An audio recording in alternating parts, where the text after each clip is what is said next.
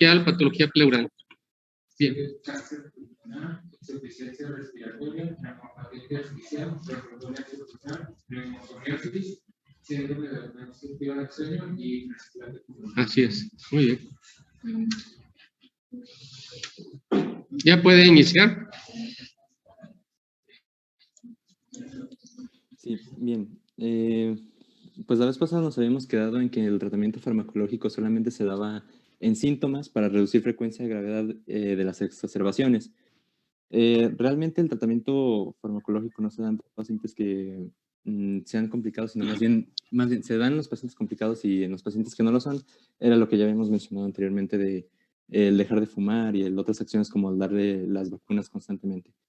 En el caso de los fármacos que pueden ser utilizados para el tratamiento del EPOC, encontramos a los beta-agonistas, pueden ser de acción corta o de acción prolongada, que los vemos ahí con las siglas de SABA o LABA.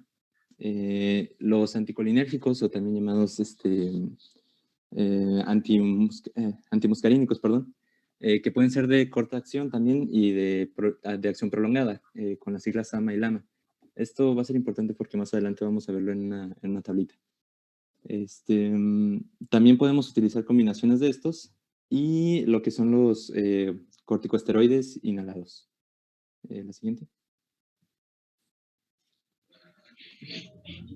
Ajá. Y ahí está lo que les mencionaba sobre los corticosteroides inhalados, ahí están en la tabla.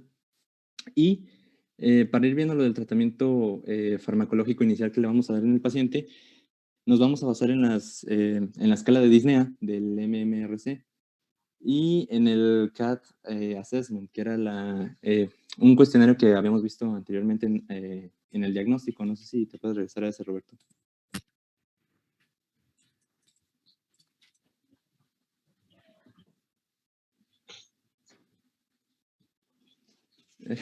Bueno, era más atrás.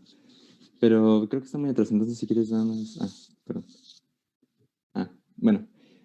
Ahí lo tenemos. Y realmente lo que vamos a... Bueno, creo que esto Roberto ya lo había explicado. Entonces, pues nada más lo puse ahí para que lo recordáramos. Entonces, regresémonos a la otra, en la que estábamos.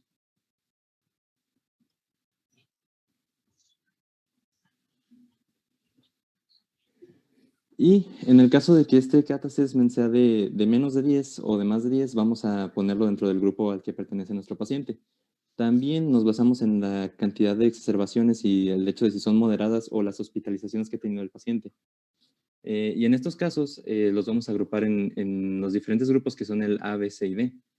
En el caso del grupo A, perdón. Es que, listo. Perdón. A todos los pacientes que sean del grupo A se les debe de ofrecer un tratamiento broncodilatador en función a su efecto sobre la disnea, que más adelante también vamos a hablar sobre cómo vamos a continuar con el tratamiento del paciente de acuerdo a las disneas que se presenten o las exacerbaciones que se presenten. Puede ser un broncodilatador de corta o prolongada acción, y esto lo vamos a ver de acuerdo al beneficio que pueda tener. En el grupo B, la terapia inicial que se debe de considerar es uno de prolongada acción. Solamente se puede elegir tanto el beta bloqueador como un antimuscarínico, pero tiene que ser de prolongada acción. Y no hay evidencia que nos diga que uno de corta acción sea mejor que uno de prolongada en estos casos. Bien, para los de grupo C, la terapia inicial debe de consistir solo en un broncodilatador de prolongada acción, y lo que se recomienda por lo general son un antimuscarínico de prolongada acción.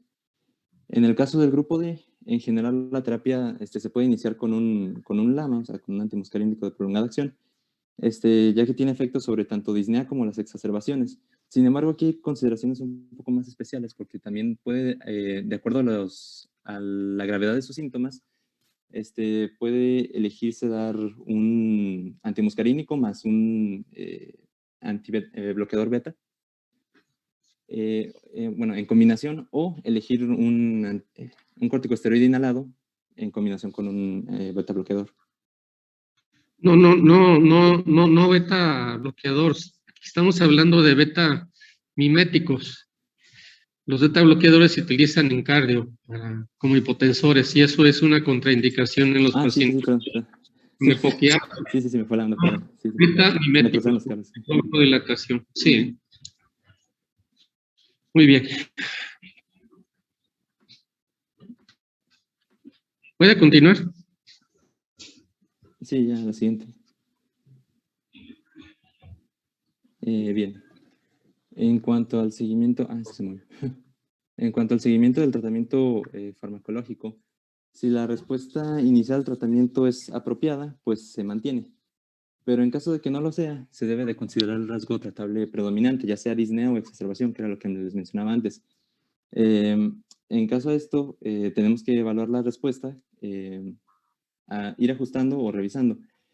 Con esto se refiere de revisar, es de revisar los síntomas de disnea o el riesgo de tener exacerbaciones. El evaluar sería la técnica del inhalador y la adherencia del paciente hacia al tratamiento que le dimos. Y el ir ajustando, pues se refiere a ajustar el tratamiento farmacológico, incluyendo ir, bueno, que es precisamente lo que vemos en la tabla de aquí al lado, que es ir viendo si se le agrega otro o si no se le agrega. En estos casos, pues bueno, antes de continuar, pues vamos a mencionar que una exacerbación del EPOC se define como un empeoramiento agudo de los síntomas respiratorios que da lugar a una terapia adicional. Y bueno, en estos casos, para los pacientes con disnea, en el caso de que sea persistente o que o que le provoque una limitación en el ejercicio, cuando tienen una monoterapia con broncodilatadores de acción prolongada, se recomienda el uso de ahora pasar a 2 broncodilatadores. Después, si la adición de un segundo broncodilatador de acción prolongada no mejora estos síntomas, se seguiría con un tratamiento que podría reducirse nuevamente a una monoterapia, pero también se puede considerar el dispositivo de un inhalador o las moléculas. Para pacientes con disnea persistente, una limitación del ejercicio con el tratamiento con tanto los beta-agonistas como con los corticosteroides inhalados, se les puede agregar los muscarínicos, de prolongada acción, como lo vemos ahí en donde dice LAMA más ICS. Total que en todas las etapas de la disnea, debido a otras causas que no sea el EPOC, se debe de investigar y tratarse adecuadamente. Y la técnica de la inhalación y la adherencia debe considerarse como causa de una respuesta inadecuada al tratamiento siempre, antes de estar indicando más y más fármacos. Para el caso de las exacerbaciones, si es persistente y tenía una monoterapia con un broncodilatador de acción prolongada, se recomienda ir escalando, ya sea al utilizar ambos beta-agonistas o antimuscarínicos o los beta-agonistas con los corticosteroides inhalados. Podemos elegir una de las dos rutas. Sin embargo, la combinación del LABA y de los ICS puede ser preferible para pacientes con antecedentes o hallazgos que sugieren asma. Y también podemos basarnos en los recuentos de eosinófilos en la sangre, que nos puede identificar si los pacientes tienen una mayor probabilidad de una respuesta beneficiosa a los corticosteroides inhalados. Para aquellos pacientes que tengan una exacerbación por año en donde sus eosinófilos en la sangre periférica sea de más de 300, se les considera pacientes con mayor probabilidad de responder al tratamiento con los beta-agonistas y con los corticosteroides inhalados en combinación. Y para pacientes que tengan más de 2 exacerbaciones moderadas por año o al menos una exacerbación grave que requieren hospitalización en el año, el tratamiento también sería con los beta-agonistas y los corticosteroides inhalados, sobre todo si en sangre se encuentran más de mayor o igual a 100 células sobre microlitro. Bien, creo que sí, creo que podemos pasar a la siguiente. Bien.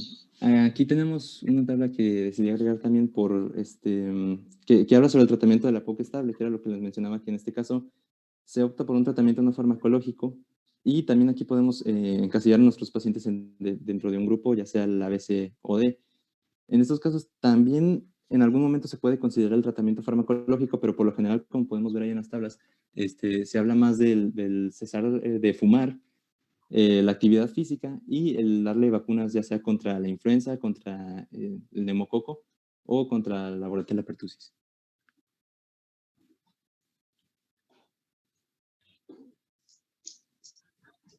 Siguiente. Okay.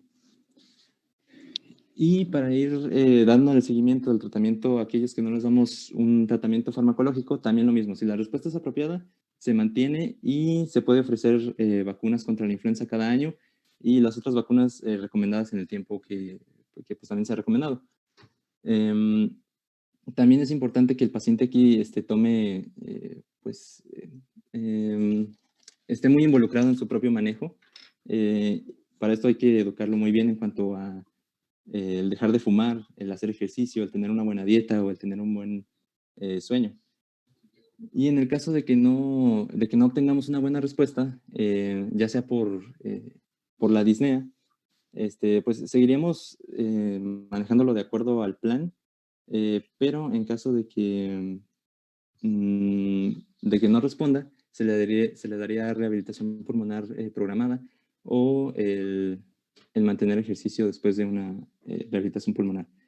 En el caso de las exacerbaciones, también se sigue con el plan de acción, evitando los factores que puedan agravar estas exacerbaciones, ir monitorizando si hay un empeoramiento y darle un contacto al paciente en el caso del evento de una exacerbación.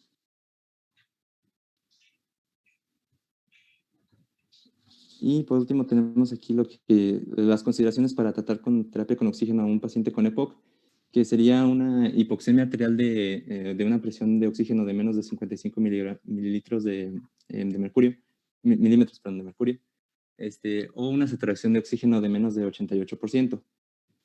O también se puede considerar en aquellos que tienen una presión de oxígeno de más de 55, pero que es de menos de 60 milímetros de mercurio, y que aparte tengan falla cardíaca o eritrocitosis. Y también podemos ir revisando de 60 a 90 días, ir evaluando su respuesta a este tratamiento y posteriormente ir prescribiendo de acuerdo a lo que sea necesario.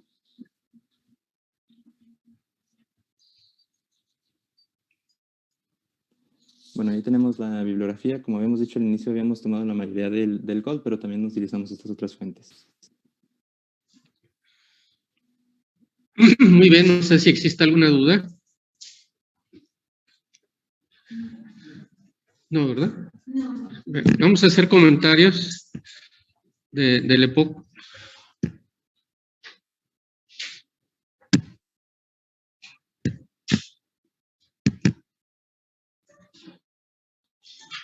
Ay, caray, ya no la he compartido. ¿Ya está compartida? ¿Ya se ve la presentación? Sí, ya. Qué curioso. Bien.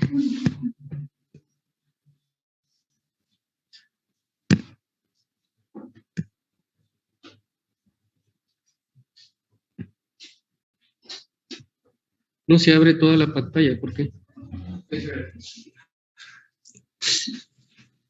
Sí, trato de abrir toda la... Era más abajo. Bien, vamos a hablar algo sobre el EPOC. La definición de la Organización Mundial de la Salud era, pero ya en realidad esa se relaciona más a la bronquitis crónica. Era una tos que se presentaba, si juntaran los días de la tos, en 2 años consecutivos más de 30 días, excluyendo tuberculosis y bronquiectasias, pero ha cambiado la definición a como ya la habíamos visto, ¿verdad? Hace tiempo se hablaba de bronquitis crónica, de enfisema, como apartados, pero hubo un consenso en el cual se decidió que se manejara el término como EPOC para abarcar lo que es bronquitis y enfisema. Abarcan los dos, porque no podemos encontrar un paciente puro enfisematoso o puro bronquítico. Y antes se conocía como neumonía tipo 1, o sea, neumonopatía tipo 1, tipo 2, pero eso es la historia. Cada quien le ponía su nombre. Ya la había cambiado, ¿no? Ya la cambié. Sí, también. ¿Sí cambió? Ah, sí. Entonces es una enfermedad común y tratable. Son síntomas persistentes, limitación al flujo. Se debe a anormalidades de la vía aérea, en bronquitis, por ejemplo, y alveolar en enfisema. Y generalmente causada por exposición a gases y partículas nocivas. También influyen los factores del huésped. Por ejemplo, un desarrollo pulmonar anormal o la presencia de morbilidades que impactan la morbilidad y la mortalidad, ¿sí? El humo del tabaco es el principal factor de riesgo.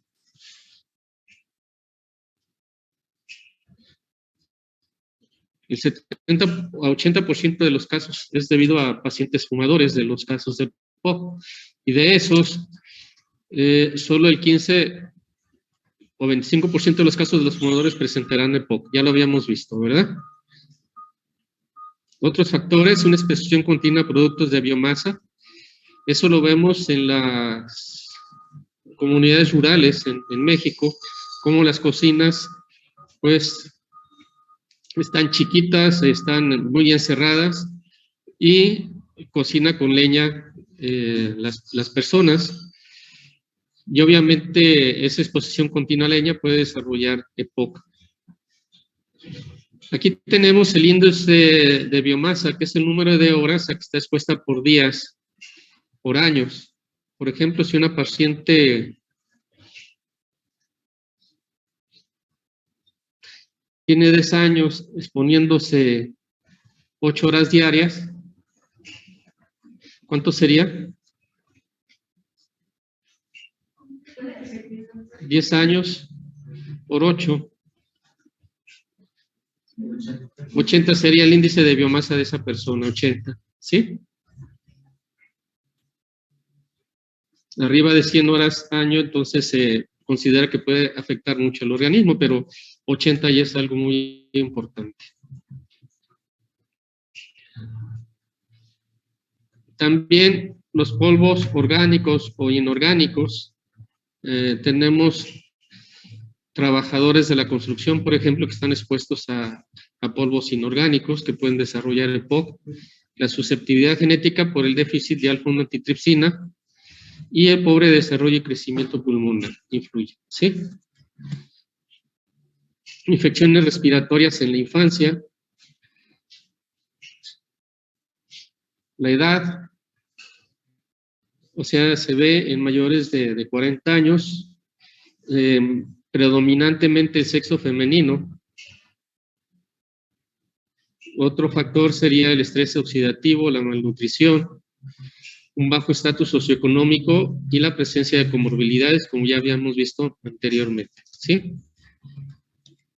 El índice tabáquico ya lo saben sacar, es el número de años fumando por el número de cigarrillos al día entre 20. Por ejemplo, si tenemos a un paciente que fuma 20 cigarrillos por día durante 20 años, ¿cuál sería el índice tabáquico? 20 por 20, 400, entre 20 a 20. Su índice tabáquico es de 20, ¿sí? Va a haber tos, expectoración crónica de predominio matutino y disnea. Generalmente el paciente se levanta y lo primero que hace es ir al baño para expectorar las secreciones que se juntaron durante la noche, ¿sí? Estamos hablando del paciente con bronquitis. Cuando es un predominio enfisematoso, el paciente, su primera manifestación es disnea, empieza a fatigarse a subir las escaleras, ¿verdad? ¿Ah? ¿Cuáles son los valores de importancia del índice tabáquico y del índice de biomasa? De exposición a biomasa. ¿Son los parámetros de qué? O sea, ¿cuál sería como un valor ya crítico y cuál sería como un valor? El índice de biomasa es de 100, mayor de 100. Y el índice tabáquico mayor de 10. ¿Sí? Ándale, ¿no? El principal síntoma de consulta es la disnea. Empeora con el ejercicio y pues su origen es multifactorial. Nos va a dar, eso va a estar ocasionado por hipoxemia, hipercamia, nutrición, hipertensión arterial pulmonar. Esta hipertensión arterial pulmonar puede estar dada por por un cor pulmonar que desarrolla el paciente debido a lo que es el EPOC. Ya vimos la escala de disnea. La cero ausencia de disnea al realizar ejercicio intenso. La 1 es al andar deprisa y llano, o al andar subiendo una pendiente poco pronunciada.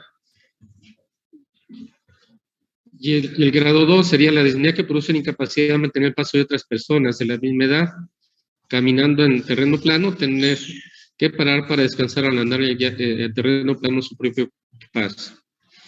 La escala 3 de disnea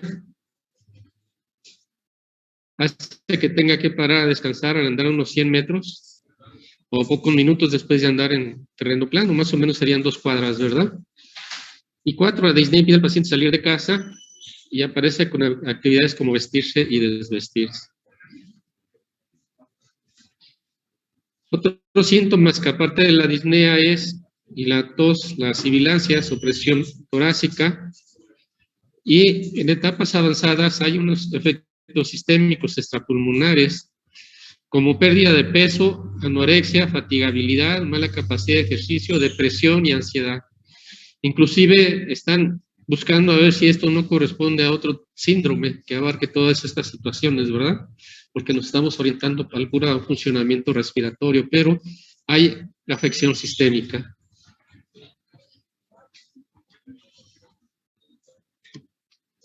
Esto ya lo vieron, lo que es CAT. La exploración física es normal en los casos leves y moderados, y en el EPOC grave pues va a estar el tórax en tonel, aumento del diámetro anteroposterior del tórax, una expiración lenta, la presencia de tiro intercostal, broncos, sibilancias, y en casos avanzados, disminución del ruido respiratorio.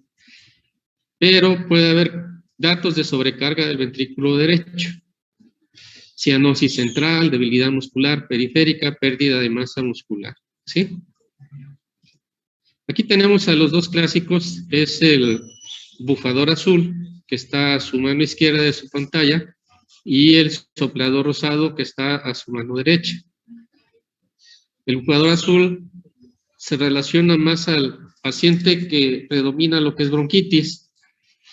Tiene ingurgitación yugular, dedos en palillo de tambor. Ese vaso que ven ahí no es la cuba, es la flema que está juntando el paciente. Y edema en miembros inferiores. Todo eso es insuficiencia cardíaca derecha, ¿sí? Y hipercapnia. Siempre están sentados y se quedan dormidos en el lugar donde estén, debido a por la presencia del CO2 tan alto. Y el soplador rosado es todo lo contrario, pérdida de peso, y su primera manifestación es disnea. Es cuando existe destrucción a nivel alveolar, que es el soplador rosado. El diagnóstico se confirma mediante la espirometría. Ya vimos que demuestra un menos del 70% de la relación FEB1-FEBC. Y también es útil la pletismografía. Permite valorar el grado de atrapamiento aéreo. Se recomienda en pacientes con un FEB1 menor del 50% y en la valoración preoperatoria. Siempre nos van a dar los pacientes para ver si va a soportar lo que es la anestesia y la cirugía. La pletismografía es un estudio en el cual el paciente está dentro de una cabina y se cierra esa cabina y mide el desplazamiento que hay de aire dentro de la cabina. Eso nos va a dar el valor del volumen residual y el atrapamiento aéreo que tiene el paciente, cosa que no da la espirometría, ¿sí? La difusión de monóxido de carbono, hay que checarla, y las pruebas de esfuerzo, que es la caminata de 6 minutos. Estudios complementarios, biometría hemática, puede haber poliglobulia en los pacientes con predominio de bronquitis. En este caso, el manejo, claro que es oxigenoterapia nocturna y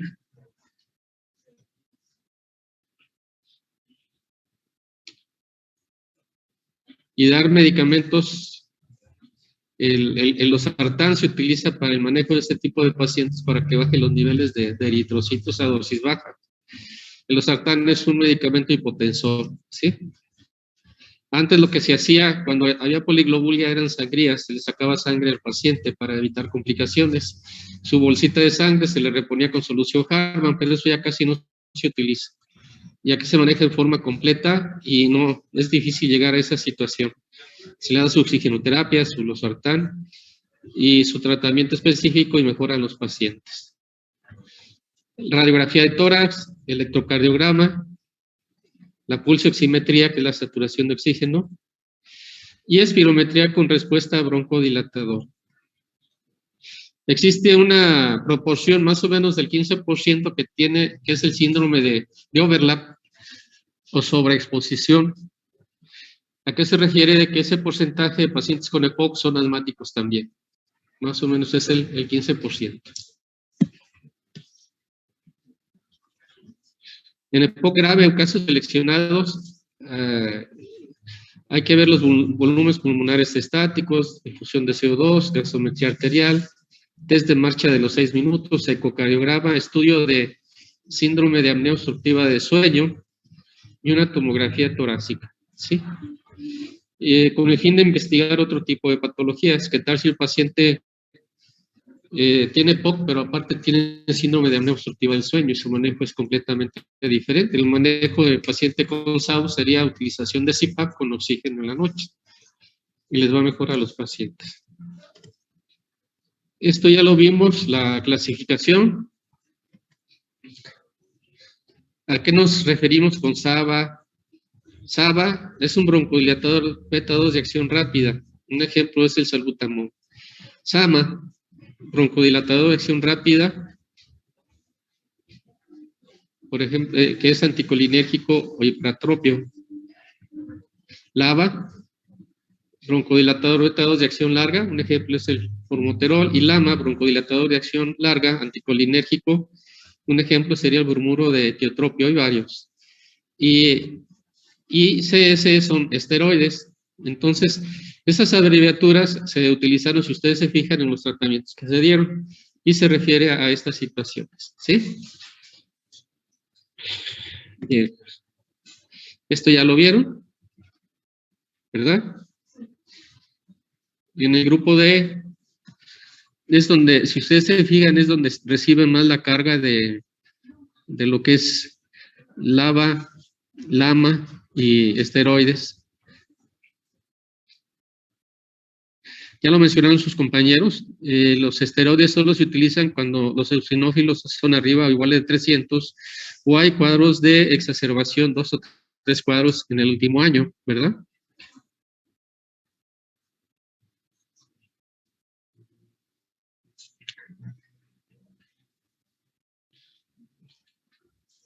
Y había un esquema que mencionaba su compañero, el manejo del roflumilast. Si es predominio de bronquitis crónica, es un antiinflamatorio que se utiliza.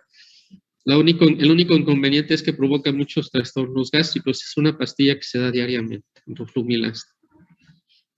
Y la citromicina, pues casi no se emplea, como que lo mencionaban sus compañeros anteriormente.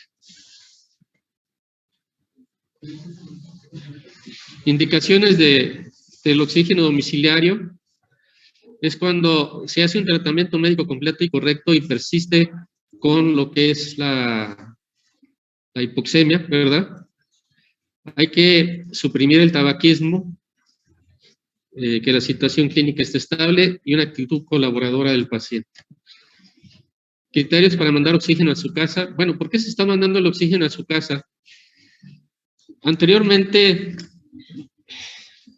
decían nuestros vecinos, no, pues se murió fulanito de tal, se acostó y ya no amaneció, se acostó y ya no amaneció.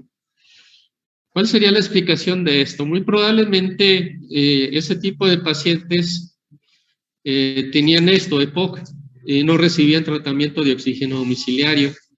¿Qué ocurre durante la noche? Por ejemplo, ellos que manejen en una gasometría arterial un oxígeno de 60, se llegan, se recuestan y existen periodos de apnea y hay una hipoxemia, baja de 60, lo que ellos manejan normalmente. Al bajar de 60 hay una repercusión a nivel sistémico. ¿Quién va a repercutir más en la hipoxemia? ¿Quién se va a afectar más? Es el corazón. Baja la oxigenación, va a haber arritmias y puede provocar un paro cardíaco. Entonces, lo que usamos es la oxigenoterapia nocturna para evitar que existan esos descensos de oxígeno en la noche y tengan complicaciones en estos pacientes, ¿sí? Mínimo el tratamiento debe de ser por 6 meses, perdón. Los efectos vamos a tenerlos hasta los 6 meses de utilizar, ¿sí? Pero puede utilizarse por el resto de la vida, dependiendo de la respuesta del paciente. Si nuestro paciente ya mejoró, sube su oxígeno arriba de 90, su saturación arriba de 90, pues ya no va a necesitar oxígeno domiciliario. Ya está controlado nuestro paciente. Pero si persiste abajo de 90, su saturación, o la PO2 abajo de 55, pues hay que seguir con el oxígeno, ¿sí? Entonces, serían los criterios: presión arterial de oxígeno menor de 55 milímetros de mercurio, o también entre 55 y 60, eso ya se mencionó por sus compañeros, con evidencia de si hay hipertensión pulmonar, por pulmonar crónico, insuficiencia cardíaca o arritmias, o un hematocrito arriba de 55%. Esos condicionantes hacen que se requiera su oxígeno domiciliario.